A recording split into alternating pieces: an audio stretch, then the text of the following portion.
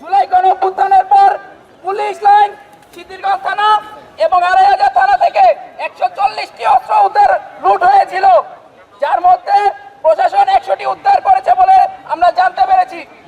বাকি ৪০টি উদ্ধার এখনো করতে পারেনি। একই সাথে রাইফেল ক্লাব থেকে অসংখ্য অগ্নিয়াস্ত্র লুট হয়েছে, যা আগামী সুষ্ঠু নির্বাচন বিঘ্ন সৃষ্টি করতে পারে।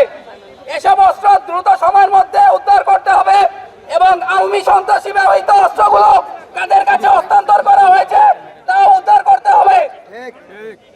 নম্বর দাবি, আওয়ামী লীগ ও ওসমান পরিবার বিভিন্ন দোসররা কোতারা নারায়ণগঞ্জে অবস্থান করছেন তা আমরা জানি।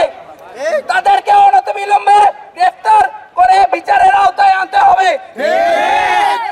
একই সাথে ওসমানদের ব্যবহৃত ব্যবসা বাণিজ্য থেকে শুরু করে সকল সাম্রাজ্য বর্তমানে কারা পরিচালনা করছে তাদের প্রশাসনের কাছে তথ্য আছে তা আমরা জানি। তাদেরকে দ্রুত আইনের আওতায় আনতে হবে, কেননা এই সাম্রাজ্য অর্থ দিয়ে আমাদের ভাইদেরকে হত্যা করার চেষ্টা চালানো হচ্ছে। ৩ নম্বর দাবি, থানা কিংবা কোর্টে আওয়ামী লীগের সন্ত্রাসী পুনর্বাসনের জন্য তকবির বাণিজ্য হয় তা সবাই আমরা জানি। বৈষম্য বিরোধী হত্যা মামলা নিয়ে বাণিজ্য হয় তাও আমরা জানি।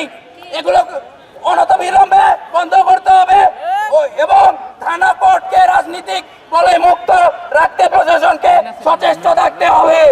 বিপ্লবের অগ্রনায়ক শরীফ ওসমান হাদি ভাই গুলিবিদ্ধ হয়েছে তা আমরা সবাই দেখেছি। অভিযুক্ত মূল আসামি এখনো ধরাছোঁয়ার বাইরে। আমরা জানতে পারি সে ভারতে পলায়নরত রয়েছে।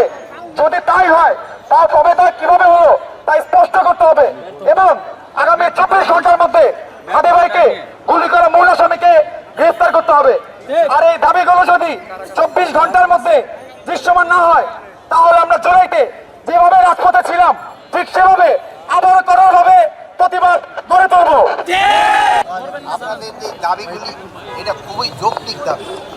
এটা যত তাড়াতাড়ি বাস্তবায়ন করা যায় এটার জন্য আমরা অলরেডি কিছু পদক্ষেপ নিয়েছি এবং কিছু পদক্ষেপের আমরা অলরেডি ডিক্লেয়ার করেছি এবং এগুলি অবশ্যই যৌক্তিক দাবি।